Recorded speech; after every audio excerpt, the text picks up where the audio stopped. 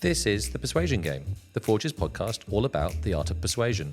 Each episode, we connect with marketers, business leaders and beyond to learn how they use persuasion to influence their customers, convince their stakeholders and drive their businesses forward.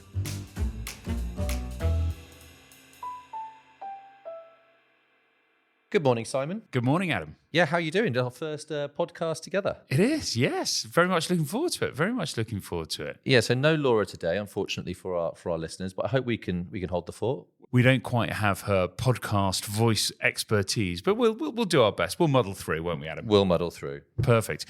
And talking of muddling through, we are going to take on a big one today. We are going to be talking about DE&I, which is an enormous subject in marketing, right at the forefront of the culture wars, very challenging conversations that are going on. And I think has probably left a lot of marketeers sitting there thinking, how do I balance this and find the right way through?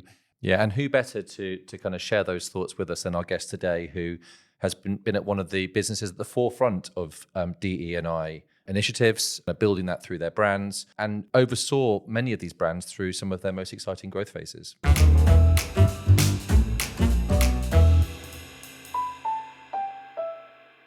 Julian Gomez's career in marketing has spanned continents, decades, and hugely varied brands.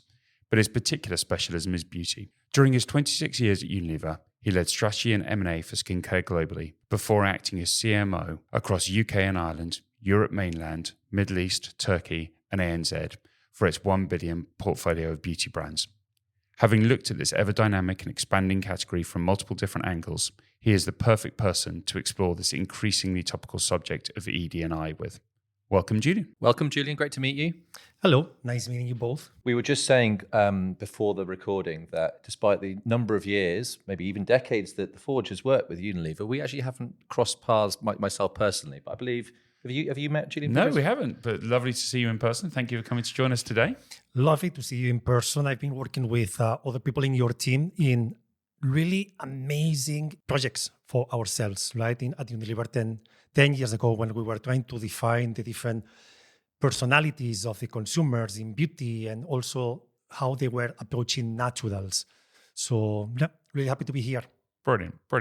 So, Julian, let's start by hearing a little bit about your most recent experience at Unilever. Yeah, so as you've mentioned in your intro, I've been in Unilever for 26 years. I started in Spain, and during the last 10, I've been in global and regional teams. So that, for me, has probably been one of the most amazing experiences because I've been exposed to many diverse realities. And if I think about my last experience, right, being the CMO for UK, Middle East, Turkey, Australia, New Zealand, that translated into 45 markets, right? So you can imagine the beautiful challenge that meant, right? Not only internally, how to manage the conversations with the different teams in the different markets, how to make sure that everyone was moving from unsynchronized ways of working to synchronized ways of working, but also from a consumer perspective, right? The differences in terms of not just language, but religion, culture, etc. So it was a very beautiful challenge. Excellent.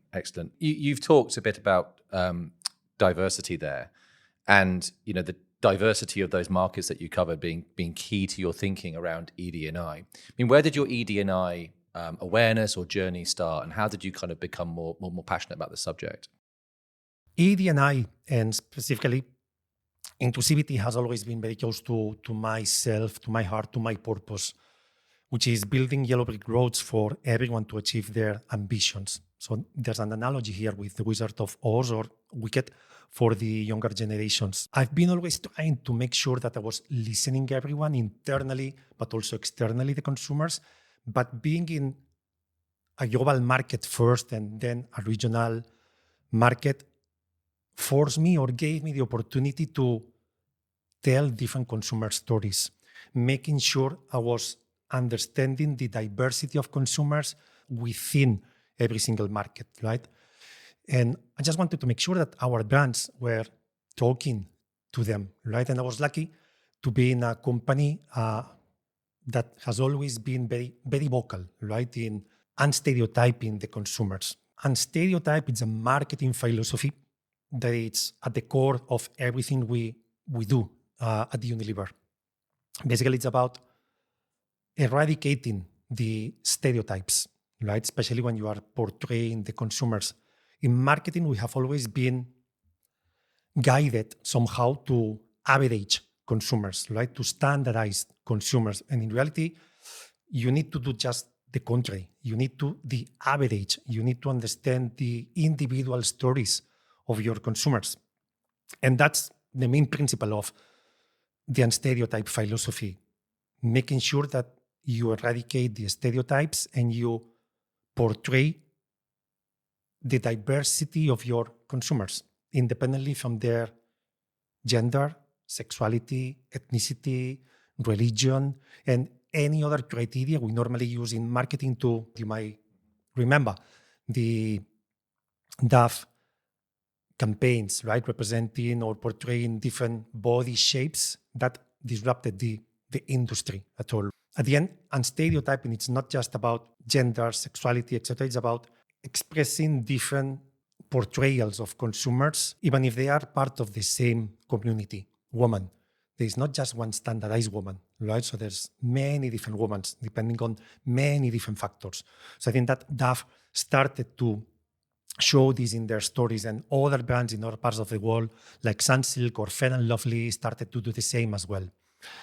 So slowly, all the brands are deep diving in order to understand the range of the stories they can tell, and they are starting to do so. So that's changing in terms of approach to consumer segmentation, but also the approach to advertising, right? Moving from stereotypes to unstereotype communication. And that's fascinating, because I think often in these things, when we think about stereotype, it's very easy to jump straight to the execution, to the advert, and we need to show more people. But you used an interesting word there. You used understanding, and it feels like this is key to it. This is not just about the end result of it, but it's about really deep consumer understanding. 100%, right? So normally we see ED&I or stereotyping in advertising as the executional exercise. And in reality, it should start as your probably most strategic. As you said, you need to understand who your consumer is, or who you want your consumer to be, or who your consumer will be, not just next year, but in 5 or 10 years. You need to be very sharp in the way that you define your consumer audience. Somehow, we've been trained in marketing to have very clear the concept of bullseye consumer. But for me, that's totally wrong, because it's the main mistake that we normally make, right? Bullseye means average, means standard. I really like the concept of fry's eye. Don't know if you can visualize the eyes of a fry. It has a lot of different eyes. So that's the reality of the brands today, right? So you need to understand how diverse, colorful, and rich your target audience is. And you need to find a way to be able to engage, to have a conversation with each of them. If you are always targeting the same audience, somehow you are not representing, you are not talking to the rest of consumers. And that's a pity, right? And especially these days where consumers are exposed to advertising or communication in so many different channels, you can find a way to be there and have a conversation with them through social, for instance, right? Normally, one of the barriers to unstereotype your communication, or moving from your traditional target audience in communication to a more diverse one, is, well, I don't have budget. But in social, it's different, right? Through the content creators, you can target very specifically with whom you want to have the conversation. It's not just about the big hero advertising. It's about every single thing your brand will communicate to your consumers. Mm-hmm. Great. Are you able to share anything about the commercial outcomes of kind of implementing this type of approach? Sure. This is probably one of the key questions. What is the business case? Yes, right? Exactly. Luckily now, thanks to the Unstereotype Alliance, we can measure this. Then we have the evidence that being a brand that it's representing their diverse consumer. It's making sense not just in the long term, because at the end there's a lot of future proving your brand here, but also in the short term. So in fact, data is saying that in the short term, brands that are stereotyping their communication are selling 3.46% more than the brands that they are not. And in the long term, that is even higher. The inclusive brands are selling 16.26% more than the brands that are not inclusive. They have a higher likelihood of being the first choice of the consumer, up to 62% higher than the brands that are not inclusive. Also, they have a higher pricing power, up to 54% higher than the brands that are not inclusive. And they are even having higher chances of having a stronger, loyal consumer, up to 15% more. So all these data that can maybe sound not relevant compared with sales are the most relevant ones, because these are the ones that are helping you to understand that your brand is going to probably be stronger in the future. Given the incredibly powerful data that you've just given, which would seem to be an incredibly conclusive case as to why businesses should want to do this, why are we seeing some of the world's biggest companies, at least publicly, make statements about it? We see different forces impacting and kind of even destroying everything that was built in the most recent years, especially in the terms of ED&I. Not just from a communication perspective, but also even from an internal policies perspective. And as you said, there are some big corporations that are killing this. However, I think that we are lucky that other big corporations are making bold statements. But also I think that there's probably an opportunity for all of us to make sure that we keep feeling this grass with probably more of a personal involvement in everything related with ED&I. Until now, in most of the companies, it was about policies that you just needed to follow. Now it's up to you to make a choice, right? Now it's probably your moral obligation, if you think that this is the right thing to do so. And especially from a marketeer perspective, right? You can be a purposeful marketeer. And not even just purposeful, but I'm not sure if that's the right expression, but a good marketeer, right? Because at the end, ED&I, diversity and inclusivity, when representing your consumer, it's just the right thing to do. If you have different ethnicities of consumers in your target audience, why not portray them? If you have consumers that are part of the LGBTQI+ community, why not to represent them in your communication? Why not to talk directly to them through social, right? So it's not about being even purposeful. It's about being a good marketeer, recognizing who your audiences are, and then doing the right job to engage with them. And I guess in a category like beauty, that's even more relevant. That's paramount. Beauty is a beautiful category, because at the end, it's not about just satisfying the consumer needs from a functional perspective. It's also about satisfying the emotional needs they might have. At the end, if you think about beauty, we are talking about face care, makeup, hair care, fragrances. So consumers, they decide the way they want to show themselves to others, and beauty will help them to achieve that. So that's why it's very personal, it's very emotional. And for them to be able to have a nearly one-to-one conversation with the brand, it's critical, because then they will feel part of that brand community. They will feel the brand is not just satisfying the functional needs, but also the emotional needs from a marketing perspective, because you really need to balance very well the two worlds, right? The logic and the magic, right? The rationality and the emotionality, system 1 and system 2. So you mentioned, the importance of creators in connecting with different audiences. I'm just interested how important you think they are for ED&I as an approach, or if it's just something that's kind of part of the beauty industry. Do you think in other categories, brands should be looking to creators to help create that connection? 100%, right? I think that probably in the case of beauty, it's a bit more evident because of what we just mentioned about the need for this kind of one-to-one conversation. But in every single category, consumers are looking for expertise, for recommendation, for trusted input, right? And I think that influencers, content creators can do that job for a few years already. So for any brand in any category, doing the right job in selecting the influencers or content creators they are going to work with, I think it's critical. It's not a script that they will just repeat themselves. They already have their brands, right? And within their brands, if they are inclusive or not inclusive, that's there already. So you need to be carefully selecting, casting the influencers, because you need to see them as an extension of your brand, right? An extension of your marketing team. They will be the ones having the conversation on behalf of your brand with the consumers. You're almost democratizing it and handing it over and saying, and seeing what then comes out of it. Yep, totally. I mean, and you need to do a big letting go exercise somehow, right? If you really want to be inclusive, you need to work with not only inclusive influencers or content creators, you need to make sure that your team of content creators, they are also mirroring your target audience, right?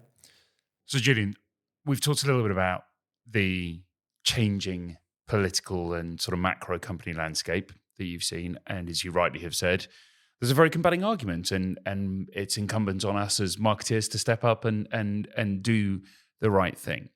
There is, of course, a second dimension that is occurring, which is that there is increasingly some data out there, which is that some mainstream groups are starting to feel marginalized by DEI. But in particular, we hear about young men feeling that DEI is something that more than just isn't relevant to them, but almost is a challenge to them. Yes, this specific group is basically repeating what they are hearing, right? From big opinion leaders.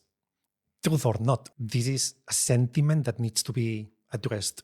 The second comment is that from a brand perspective, well, I think that same as we were debating before, right? You need to look at your data. Then you need to understand who your target audience is or you want to be and what's the role of this specific segment. And then you need to understand if probably you have been shifting to the extreme, then you have forgotten to portray stories of male consumers.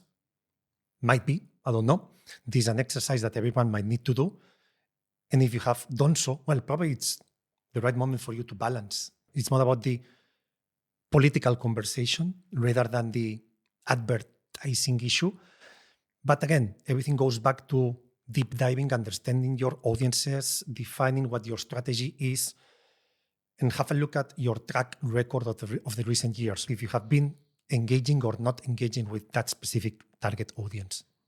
One of the things that really strikes me is consistently through this conversation, you haven't said audience, you've said audiences. We go back to this bullseye versus the fly's eye, and this fact that actually brands have multiple different audiences.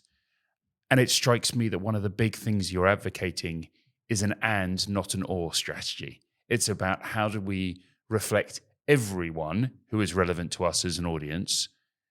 And if we do that properly, then we won't alienate audiences. Yep, you are right. I'm always trying to make sure that we don't speak only with just one standard consumer profile, right? Of course, you can always aim, and this is something I'm always repeating as well, to engage with your attitudinal target audience, which is different from your, let's say, socio-demographical target audience, right? But at the end, you need to consider both, because even the attitude, it's expressed in a very different way depending on your socio-demographical segmentation, right? So great challenge throughout the marketing funnel. So for the insight and market research world, how do we get that granularity of actually understanding our audiences, not our audience? Then to your, communication and execution, how are we making sure we're tailoring those messages? And then, of course, to the media and making sure that actually we're then targeting the right people with the right messaging. So a real kind of consistent view. To that end then, Julian, who do you think is doing this well? McCain, right? Example, which is a case I loved, right? Because I think that they've been doing the right job consistently across the years, across different audiences, and focusing on the product, right? At the end, it's what unites us around the table, right? Doesn't matter where you are coming from or who you are. So this is, for me, probably the best example of a brand that's inclusive as its core, because it's not evident, right? From a functional need perspective, it's more emotional, and they are making that bold statement. So I think this is probably one of the best. And I think they had I think it might be the most recent advert that they've had. It's like a wonderful kind of snapshot of like kitchens across the country, all trying to get food on the table at the same time. We'll stick that in the show notes. It also strikes me that one of the great things about that, back to the point earlier, who can be alienated by that message? Because it's not saying this isn't for you. It's showing the sheer breadth of things. 100%. And I think that in the specific case of McCain, the execution of this, it's just amazing, right? But everyone can get there. It's about reviewing your brand strategy, reviewing your proposition, your purpose, and your target audiences. Then once you've done this, then, well, there's a journey, right, to get it right for your brand. Also, let me just highlight another example that's probably a bit more easy, right? Because it's on the beauty space, right? In beauty, well, it's kind of per se a very inclusive category, right? And very diverse category. But from time to time, you have amazing successes and brands that are disrupting the way of doing of the category, right? And the dynamics of the category. And this is probably a slightly old example already. The Fenty launch, the Rihanna beauty brand did an amazing job, right? In making sure that every single consumer, in that case from the rich melanin ethnicities, to have a specific shade for their skin, independently on how brown, how black, how dark, how clear they were, right? So that's giving a specific, neatly personal solution for every single consumer, right? And that's also a big, bold statement, right? And in this case, what I love is that the brand is not just purposeful, is that your product is your purpose. That's great. One example in Fenty where product absolutely is integral to that. McCain, actually a universal product, right? Incredibly broad. So great sort of showing that breadth. I think the industry has come a long way in the last 15 years from when we got that brief to now and doing a better job at representing. You were looking after brands across 45 different markets. I know that different brands would be in different markets. How do you, as a CMO in a large organization who has that kind of range of different markets, how do you kind of manage that kind of level of receptiveness to some of the DEI approaches that you're talking about? You need to be careful, because what you do with one brand in one market these days, it's probably going to be seen everywhere. And if you run a campaign portraying a member of the LGBTQI plus community in the UK, which is the right thing to do, probably depending on the objectives and the target audiences of your brand, this can create a bit of a backlash in other parts of the world, right? For instance, in the Middle East, right? So there's always a bit of a challenge in the execution of your strategies that you need to be aware of, right? You need to also be conscious that you might suffer a backlash, but you need to have a plan to manage that conversation if needed, right? Not even just with consumers, but also even with customers, right? That they might tell you, well, I'm not supporting your brand anymore because I've seen that in the UK. You are communicating this, and this is not aligned with our religion or our culture. So you need to be very first aware about the differences, conscious about the risks that moving into A or B direction will create in A or B market, and you need to have the contingency plans, right? But if you think it's the right thing to do, you just need to do it. But it's true that you need to be very, very mindful, right, of the differences, how to address them, and the risks of being pro-inclusivity. Absolutely, yeah. Perfect. So, Julian, this also isn't just about what's produced, is it? Diversity is also about fostering a stronger internal culture. Have you got thoughts on that? Yeah, totally, right? At the end, not only because it's my belief and the belief of many, but also because this is part of this stereotype philosophy that we were discussing earlier, right? Inclusivity starts within, right? You need to make sure that in your teams, marketing teams, and across all the different functions, and even external teams, right? The agencies that you work with, etc., they are a fair representation of your audiences, right? Ideally, you need to mirror in your teams your audiences, because only then you will have the sensitivity to have certain specific conversations, right? So that's why I think that it's critical, making sure that you are having the diverse representation within your team that you need in order to have the right conversations with your audiences, but also fostering this space of ED&I, right? Making sure that everyone can share their point of view, that they can challenge what you are doing or not doing. If you are part of the LGBTQI+ community and you think that your brand is not doing the right thing, so you need to say so. If you are part of the Muslim community and your brand is not landing the right message at the right time, you need to do so, right? There's also a lot of us, we have a lot of unconscious bias, right? So I would say it's not only right from a representation perspective, it's also right from a credibility perspective, right? And avoiding some of those mistakes that perhaps brands have made in the past where, not necessarily deliberate, but clumsy.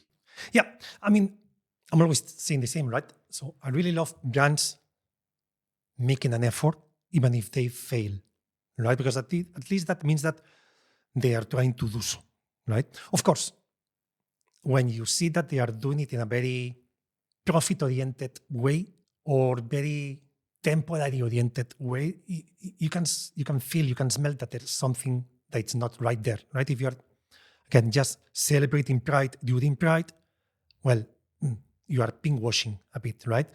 If you are just saying Happy Ramadan during the Ramadan period to your Muslim consumers, it's not the right thing to do. Of course, you need to do so, but not only that, right? You need to have a continuous conversation with your target audience. Fantastic. Julian, thank you so much for joining us today on the Persuasion Game. Fabulous insights, lots for our listeners to reflect on and think about as they continue to pursue their DEI journey. So thank you so much for joining us. Thank you for having me. Yeah, that was a really thought-provoking conversation. Thank you, Julian. Thank you. Thank you so much.